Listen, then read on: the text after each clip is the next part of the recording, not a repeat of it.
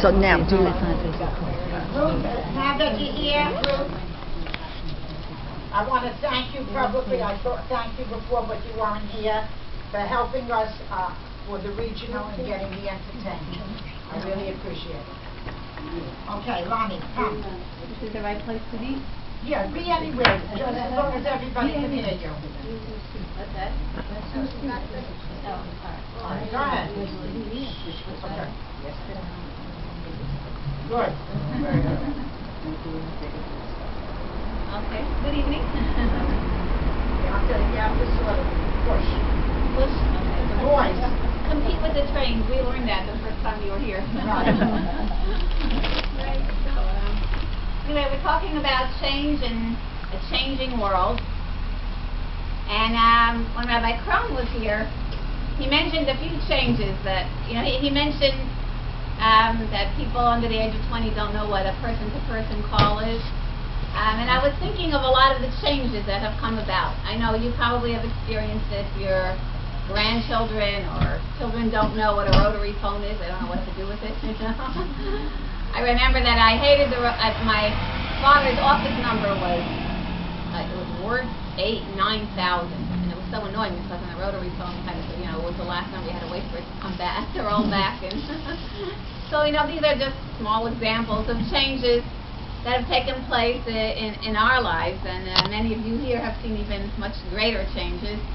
I know my aunt, for example, is now texting all the time because she wants to be in touch with her grandchildren. She said it's the only way for her to be in touch with her grandchildren. My other aunt complains that she's she's texting all the time and she can't even talk to her. But we're in a changing world, and the question is, how do we deal with that change? And each of us finds different ways to integrate change into our lives, and that's probably the greatest challenge. It's been said of our time, is how to integrate change into our lives. That change is really the number one story in the world at this time. And how do we as Jews, as a people and as individuals, deal with this change? And really, I think we can look at it on two fronts. As a people, as representatives of Judaism, and as individuals. And traditionally,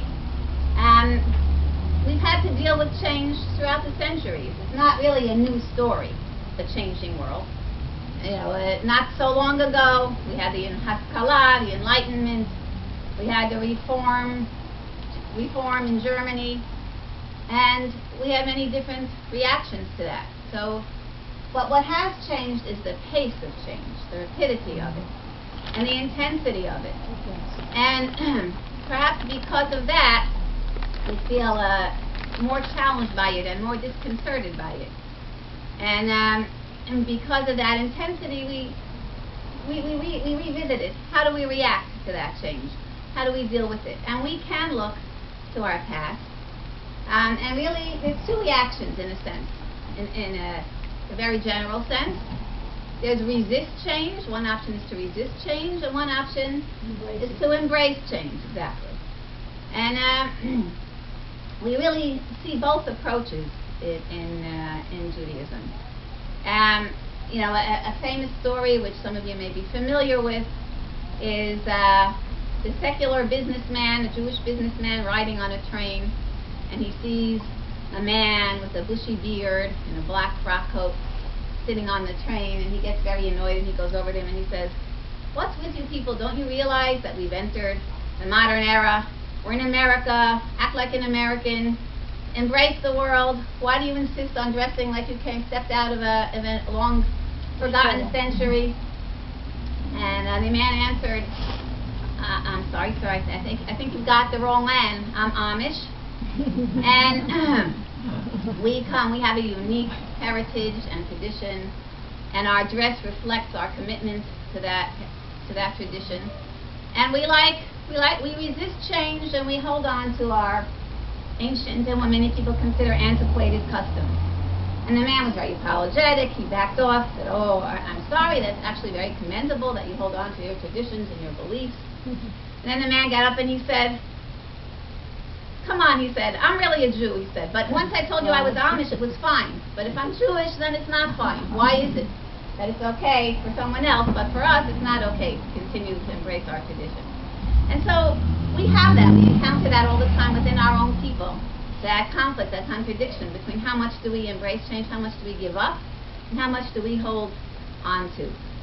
And in the past, if we could look maybe a century or so ago, we had the camp that reacted very, very strongly against change, maybe represented by the Chasam Sofer, to reject change and not have anything to do with it. And then we had the reform that changed everything, and really ended up assimilating. And perhaps Rav Hirsch and his approach was somewhere in between. We didn't completely reject that, but he held on to Torah values and said that that is the main focus, and everything else, Torah and Derech Eretz, will help to serve the Torah values. Some light bulb joke. How many reform rabbis does it take to change a light bulb? Anybody know reason? None. You can change it whenever you want to. How many conservative rabbis? None. We'll take it to a committee. I'm representing that. It's debatable. Everything is up for debate. It's not clear one way or the other. How many Orthodox rabbis does it take to change a light bulb? Change. Change something. So we have that, change that's threatening, and sometimes indeed it may be so. And certainly, the first step in facing change is understanding the immutability of the Torah. Now, really, in a sense, we do have a lot of clarity. We have a Torah that was given by Hashem, and it has a lot of clear guidelines. And the Rambam says in Hilchos Yisodei HaTorah that that's one of our major beliefs, is that the Torah is not changing and its values are not changing. And Hashem, the Torah says, "Lo tosif alav v'lo tigra mimenu." You don't add from it and you don't take it away. Ani Hashem lo shaniti, it says in Malachi. I'm Hashem and I'm not changing, and I don't change the Torah that I've given you. It doesn't change. Its timeless values are eternal, and if it comes into conflict with the changing world, then we know. At that point, we have to reject the changing world. I mean, one example, I think very contemporary example, is, for example, in dress. I think I'm comfortable saying it in this crowd. I don't think I'm comfortable in every crowd, but I always think that if our grandmothers or great-grandmothers, I don't even know if we have to go that far back, because ourselves, like I look around and say, I think they would say, why in such an affluent society is everyone walking around in their underwear? It was just like everything that was lingerie before, that was intimate apparel or camisole or whatever it is, all of a sudden is outerwear. And so, so there are certain boundaries, I think, especially in the summer. I mean, you can spot an observant Jew miles away. And of course we have gray areas and there are gradations and who covers what, but there's certain boundaries beyond which we know that the Torah is not in consonance with certain practices of society. And for example, the internet is another big frontier. Just 2 nights ago in my daughter's school in Shevach, they brought in this internet expert, Dr. Rosenthal, to talk about the dangers of the internet and kids surfing the internet and where they're going and how to deal with it. And it's very problematic. Do you bring the internet in? Do you totally close it down? That's also very, is that a good idea? And so every household has to figure out how to deal with that. And each person in herself has to figure out how to deal with it. We have our own temptations. Sometimes we just end up wasting a lot of time and go places we don't want to go. So all those are difficulties in dealing with change, and to some extent we resist it, and to some extent we embrace it. And there's another strong school of thought within Judaism which says embrace change. We had it from the very beginning. Torah was given in the desert. And some say maybe one of the reasons it was given into the desert was to teach us that Torah can survive in a hostile environment, that it can adapt to a hostile environment. And that we know that change is difficult, but that doesn't mean that we have to totally resist anything that's changing. Even when we came out of Egypt, it was hard for us to change. Even though it was clearly better for us to be out of Egypt, but it's kind of, I think, surprising to us that sometimes we read in the Torah that the Jewish people said, let's go back to Mitzrayim. Because it was hard to deal with the changes. It's hard to deal with change, and that's a very great challenge. And so even if it's not as good, it's more comfortable to go back to that which we're used to. But there's a famous story about Moshe Rabbeinu, that he was transported ahead, like a time machine. Hashem transported him to the Beit Medrash of Rabbi Akiva. And he sat in the back row, and he heard all the learning that was going on, and he felt lost. He didn't know what they were talking about.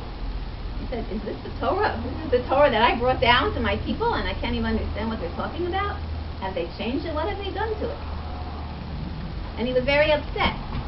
And then he heard Rabbi Akiva saying, this law comes down to us because it's based on halacha l'Moshe Misinai. That this law that he was teaching, it really is, its foundation is halacha l'Moshe Misinai.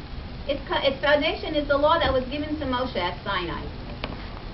We're not changing the Torah, but we're adapting it to new circumstances. The world had changed. The circumstances, the conditions were different.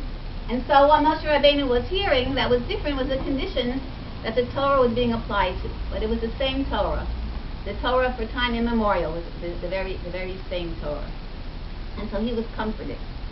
And so in that same vein, we feel sometimes that, okay, the world is changing, we're going to take that change and use it to our spiritual advantage. And there are many ways in which we can do that. We don't have time to go into details.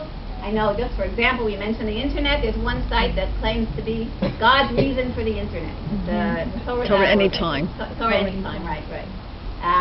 That's just, one small example of how we can harness change for our spiritual advantage. And I saw Rabbi J. Kelman, he mentioned that he likens it to a heart. That the Pirkei Avos says, what is the best way to follow? And the answer that's given in Pirkei Avos, the one that's considered the best, is a good heart. And he says, well, a heart takes in blood and pumps out blood.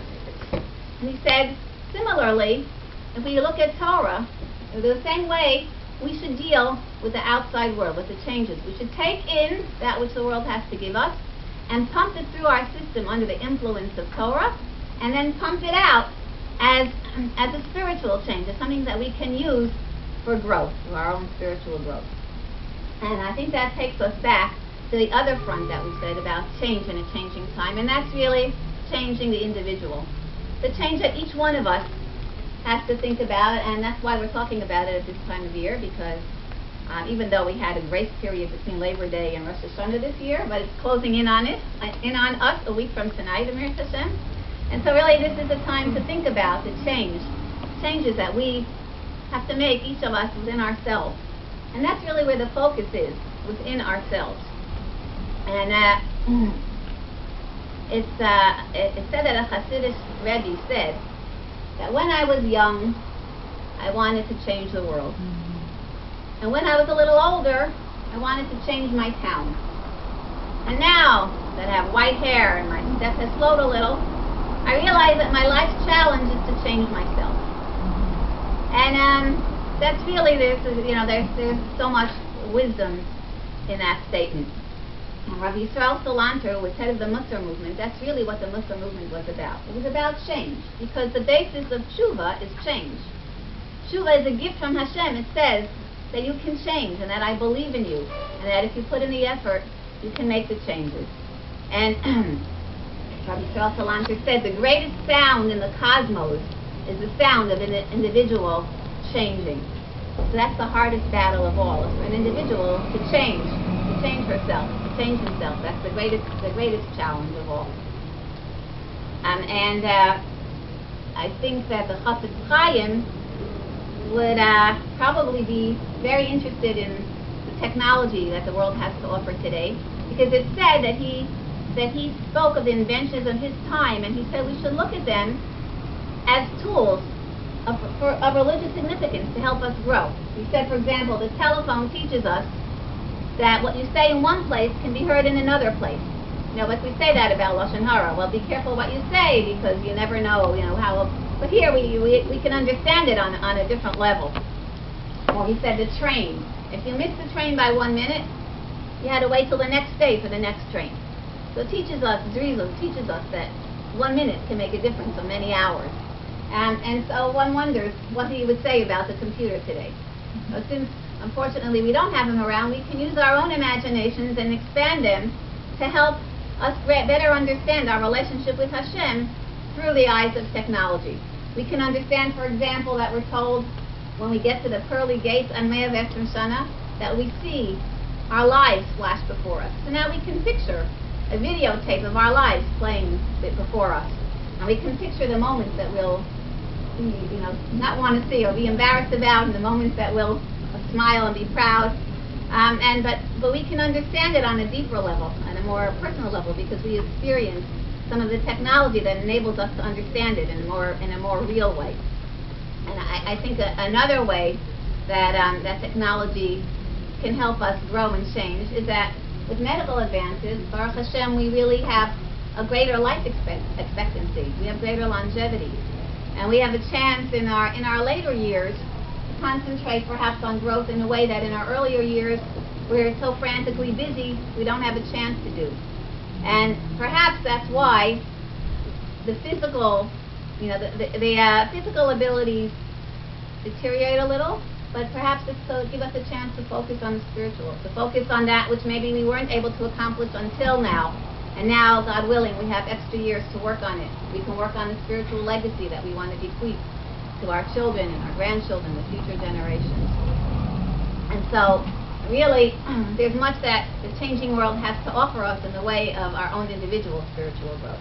And that really, ultimately, I think, Lonni used and based on the sources that I've seen, is really ultimately what Hashem wants from us. And that hasn't changed. And so to some extent, while the world is rushing by and changing and racing, and we use that to help us as a spiritual advantage, at the same time, we have to find the time to shut the door and just work on ourselves and have some time to focus on the internal, because the world is so external. Everything is out there. Everything is what you show other people, the attention that you get for things. And the Torah wants us to focus inward and to work on ourselves, because ultimately working on ourselves is what will help us improve and grow in our relationship to Hashem and in our relationship to other people, as I heard Dina mentioning when I came in. So may Hashem give us the strength to grow step by step, as the famous dream of Jacob's ladder. And some have said that the reason it was a ladder and not a ramp or a bridge is because the ladder very graphically points out that you have to take it step by step, and that the way to growth is really step by step. So may Hashem give us the strength to take it step by step and to grow upwards and outwards, to embrace our family, our friends, Klal Yisrael, and may He bring us to the Shana Tova U'Metuka, a sweet, good, healthy year for all of us, and Tziva V'Chatima Tova.